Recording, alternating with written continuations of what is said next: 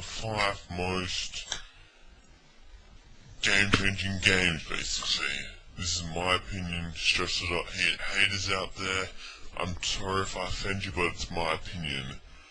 This is based on one of the only games I've played or I've heard a lot about. Okay. So, let's go. Main game number 1. Halo. I know you're just like, oh, Halo. Oh. Say what you want about the Halo series. Me, personally, I'm not a fan, but what did Halo 1, how did Halo 1 change the game? Okay, let me see. Regenerable health. Health that regenerates, basically. Well, before Halo, you normally you'd be hard pressed to find a game where you didn't have to health packs to heal your health. After Halo, you're hard pressed to find a game where you need to take health packs to change your health. Okay, let me see, Halo, driving sections as well. Before Halo, driving sections, you'd stay in the vehicle the whole time, you didn't have a choice of getting out and in or driving. And now you do, you can drive freewheel.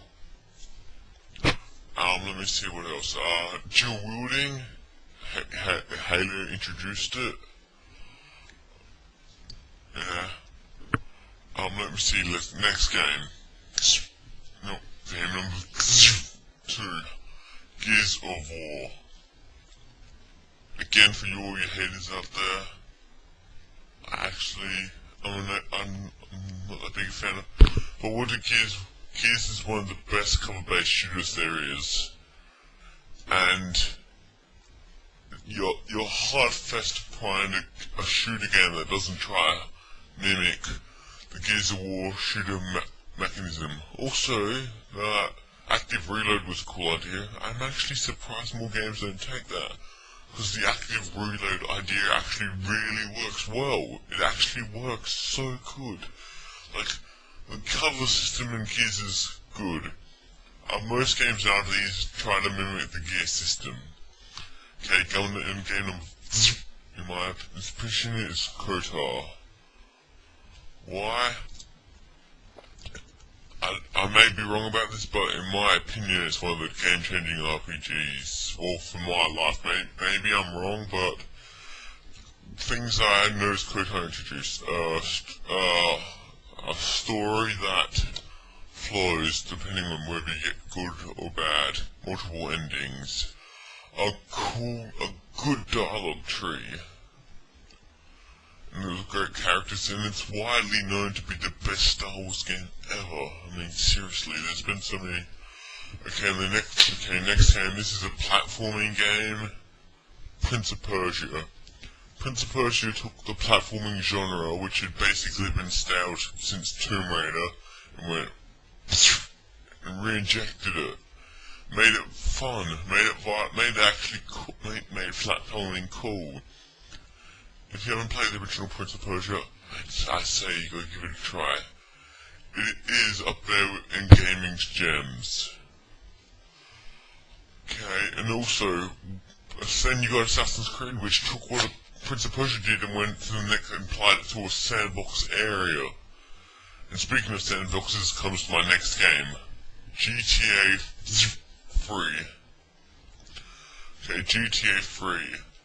Before that, most sandbox games have a bird's eye view looking down. GTA 3 was one of the first free roaming 3D games where you could actually see from your character's perspective. Well, not from your, you know what I mean, see from your character without looking like. And, you know, just knew when you got in the car on the first level that.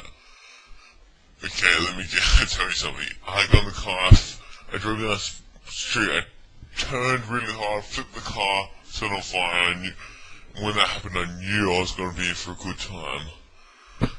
Changed gaming for me. Also, another honorable mention is for Oblivion. It got me into RPGs.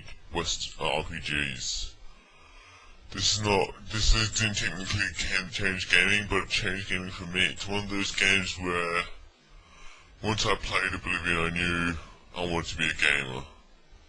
I was like routine. I played games as a kid. Did what all kids did. I went in and out of them, but when I played Oblivion, it's when I realised that I had a love for gaming. The best moment in Oblivion to me is when you come out from the dungeons, and the sun shines on your eyes, and you look through the camera and you realise, I can do anything. And you did. First thing the game told you to go left. What do you do in a free roaming game if the game tells you to go somewhere? You go the opposite way. I spent so many hours in that game. If you haven't played it,